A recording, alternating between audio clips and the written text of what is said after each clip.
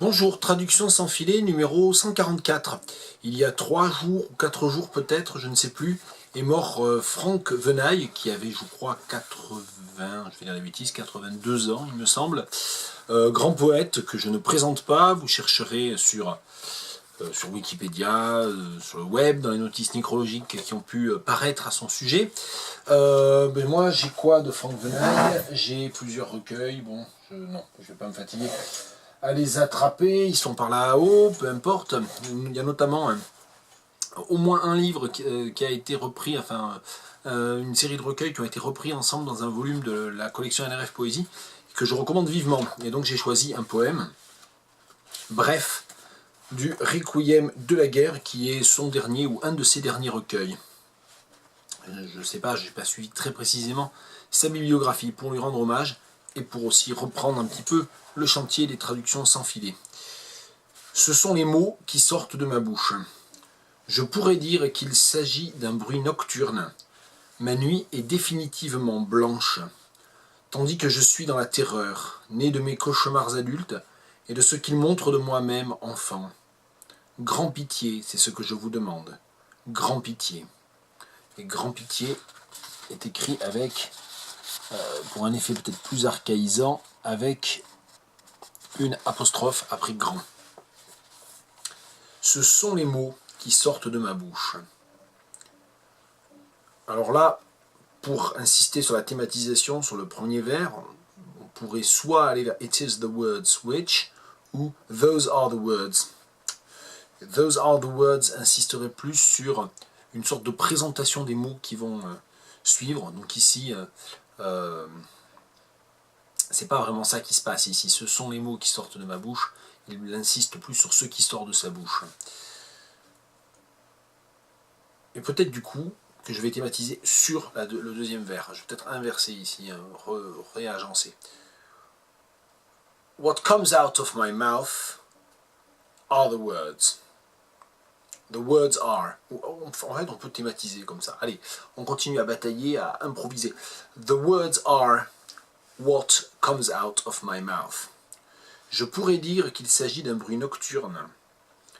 I might as well say that it's a night noise.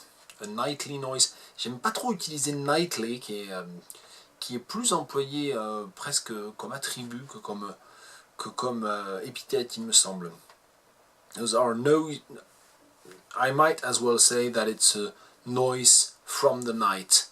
A noise in the night. A night noise. Je pense que night noise est la solution la plus simple et la meilleure en fait ici. Ma nuit est définitivement blanche. Alors là évidemment on a un problème. C'est pas un problème très très compliqué. Dans le poème de la page suivante que j'ai relu aussi, j'ai choisi de ne pas improviser parce qu'il y a des choses comme la recherche de malheureux boucs hémisphères.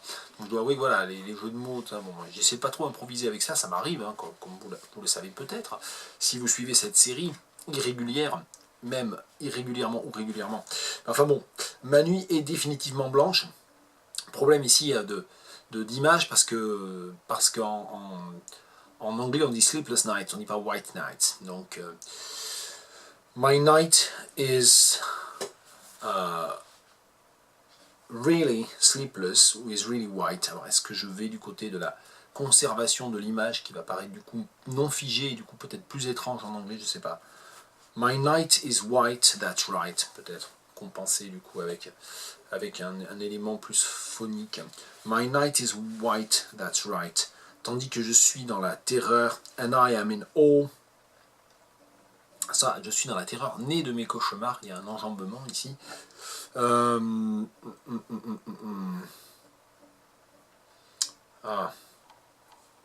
Dread, peut-être plutôt que awe.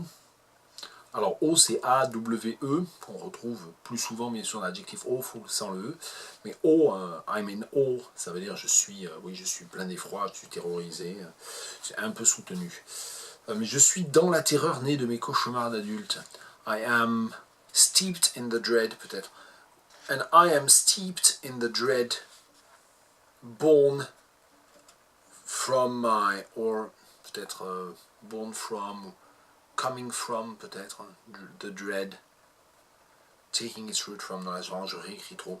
Coming from my grown up mes cauchemars adultes. Je pense qu'en anglais, en fait, ça va être mieux de le changer un petit peu et de traduire plutôt comme mes cauchemars d'adultes.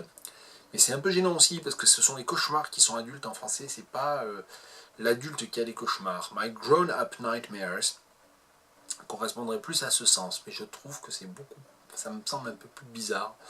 Donc soit on reste très près ici du texte français, My grown-up nightmares, soit on va choisir quelque chose d'un peu plus transparent, d'un peu plus standard, d'un peu plus prosaïque peut-être, du coup il faut peut-être pas le faire. My grown-ups nightmares, et donc avec le cas possessif ici, comme il ne faut pas dire le génitif, enfin voilà, je sais que la terminologie cas possessif traîne encore pas mal. Coming from my grown-up nightmares, and what they reveal of myself, et de ce qu'ils montrent de moi-même. J'utilise reveal plutôt que show ici, mais c'est peut-être moi qui ai tort. And what they reveal of myself, enfant as a child. Parce que c'est ça, de ce qu'il montre de moi-même, virgule, enfant, c'est la seule virgule du poème. Grand pitié, c'est ce que je vous demande. I'm asking for your pity, ça serait à mon avis trop plat et pas assez archaïsant. Je suis tenté en fait d'aller chercher du côté de Gramercy, qui est dans les dernières, je suppose, occurrences attestées remontent plutôt au 16e, 17e siècle, hein, j'ai pas vérifié, mais Gramercy, ça vient du français grand merci, hein, et c'est G-R-A-M-E-R-C-Y en un seul mot, mais c'est pas exactement la même idée, c'est pas l'idée de la pitié, donc c'est pas forcément idéal non plus. Il faudrait trouver avec pity quelque chose de plus archaïque. Your fair pity is what I'm asking for. Your pity is what I ask for. Bon, c'est plat quand même par rapport à grand pitié, c'est ce que je vous demande. Praying for your pity is what I'm doing.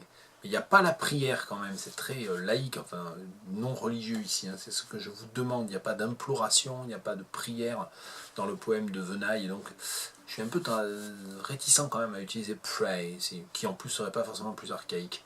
Donc c'est pas une très bonne idée. Your pity is what I'm asking for. Parce qu'on dit pas great pity, on dit pas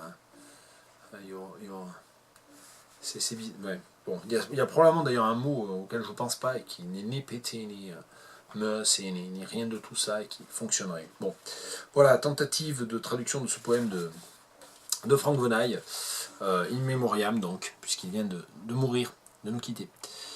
À bientôt.